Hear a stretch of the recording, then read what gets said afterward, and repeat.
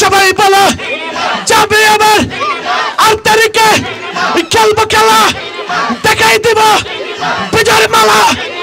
আমার বাবা যখন ভোটের ভালোবাসার জন্য আপনাদের কাছে 2 হাত বাড়িয়ে দিয়েছেন, আপনারা এত ভালোবাসা দিয়েছেন ভোটের মাধ্যমে, সে 2 হাত দিয়ে সে ভোট দিয়ে শেষ করতে পারেনি। মনে সাহস রাখবেন, এক আল্লাহর উপর যদি বিশ্বাস থাকে ইনশাআল্লাহ এই মদনপুরের মাটি থেকে একটা ভোটও কেউ ছিনিয়ে নিতে পারবে না। যে পর্যন্ত মুকুল সাহেব জীবিত আছেন, মুকুল সাহেব বাঘের মতো কর্মীরা জীবিত আছেন, একজনে একটা ভোটও ছিনিয়ে নিতে পারবে না।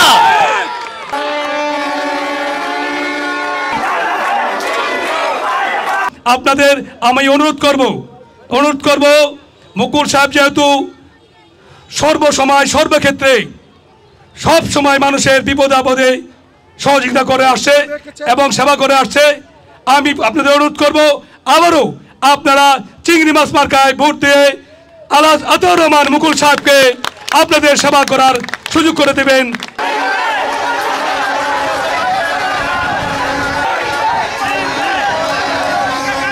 জনাব রশিদ সাহেব উনি বলেছেন আমি নাকি বঙ্গবন্ধুকে কটূক্তি করেছি, প্রধানমন্ত্রী সম্বন্ধে কটূক্তি করেছি। দেখাতে পারেন যে আমি কোথায় কি করেছি? পারবেন না। এটা এডিট করে নানান প্রযুক্তি ব্যবহার করে আমাকে বলছেন। আমি বঙ্গবন্ধুর আজকে 30 বছর যাবৎ মৃত্যুবার্ষিকীতে আমার সহযোগী থাকে এবং আমি প্রধান অতিথি হয়েও খিচুড়ি বিতরণ করি। এটাই বলে আমার কোনো আপত্তি নাই। আমি সবসময় করে আছি বঙ্গবন্ধু সবার, সেটা আমি সবসময় বলে থাকি। আমি যদি বঙ্গবন্ধু কটূক্তি করতাম তাহলে কিন্তু বিএনপি আমাকে বহিষ্কার করতো না। আজকে আমি বহিষ্কার করেছি, এই ধরনের অপপ্রচারের জন্য আমি বহিষ্কার হয়েছি।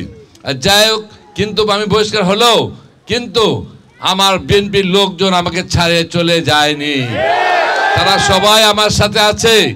আমাদের সাবেক সেক্রেটারি প্রেসিডেন্ট থেকে শুরু করে সাধারণ কর্মী পর্যন্ত আমার সাথে এখনো আছে। কিছু দুষ্ট প্রকৃতি যারা 2-1 হয়তো নাই, কিন্তু আমার বিএনপির সমস্ত নেতাকর্মী আমাদের সাথে আছে।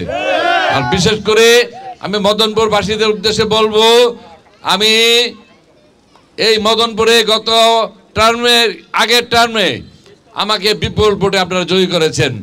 এটি 8টা সেন্টার ছিল তখন, 8টার মধ্যে 5টাতে আমাকে জয়ী করেছেন এবং পুরো মদনপুরে আমি জয় হয়েছি।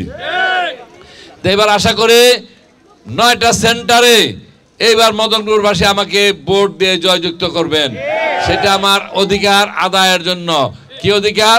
আমার মা বোনদের অধিকার, যে তারা যে আমাকে ভালোবাসে, ভালোবাসার প্রতিফলন তারা আমাকে দেখাবে।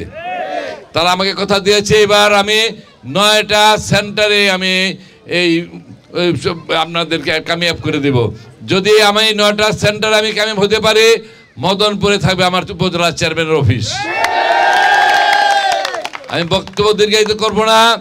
যারা আজকে আমাকে নিয়ে ষড়যন্ত্র করছেন, তারা চাচ্ছেন কেউ সিল মেরে ভোট নেওয়ার জন্য, আর কেউ চাচ্ছেন টাকা দিয়ে ভোট কেনার জন্য। আর আমি কি চাচ্ছি? ভোটারদের ভোট নিয়ে আমি জয়ী হতে চাই।